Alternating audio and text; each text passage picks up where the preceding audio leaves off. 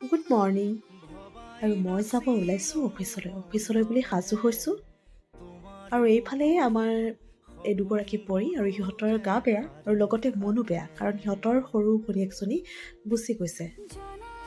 আৰু এইফালে মোৰ মায়ে মোক টিফিন যোগাৰ কৰি দিছে আৰু এয়া মই ৰেডি হৈছোঁ আৰু লগতে মাস্ক এখন লৈছোঁ। আৰু মাক কেনেদৰে এৰি থৈ ঘৰত দিনটোৰ কাৰণে মই অফিচলৈ বুলি ওলালোঁ। আৰু এনেদৰে মাক দিনটো ঘৰত থৈ মই অফিচলৈ বুলি ওলাই আহিলোঁ। অকণমান বেয়াও লাগে দিয়কচোন, কিন্তু উপায় নাই। আৰু আহি মই প্ৰথম কামটো হৈছে মই চুলিখিনি মেলি ল'লোঁ, কিয়নো ইমান ধুনীয়াকৈ ষ্ট্ৰেইট কৰিছোঁ, হয়তো বেয়া হৈ যাব। আৰু তাৰ পিছতে বহীখন লুটিয়াই লৈ দিনটোৰ কাৰণে মই নিজৰ নামটো বহীখনত লিখি থলোঁ। আৰু এনেদৰে আৰম্ভ হ'ল মোৰ এটা দিন। আৰু তাৰে পিছতে আমাৰ আহিল চাহ খোৱা পাল। আৰু বাজনীয়ে সদায় আমাৰ কাৰণে ৰঙা চাহ লৈ আহে, আৰু ময়ো বাৰ পৰা অকণমান চাহ ল'লোঁ আৰু একাপ চাহ খাই দিনটোৰ বাবে আৰম্ভ কৰিলোঁ কাম।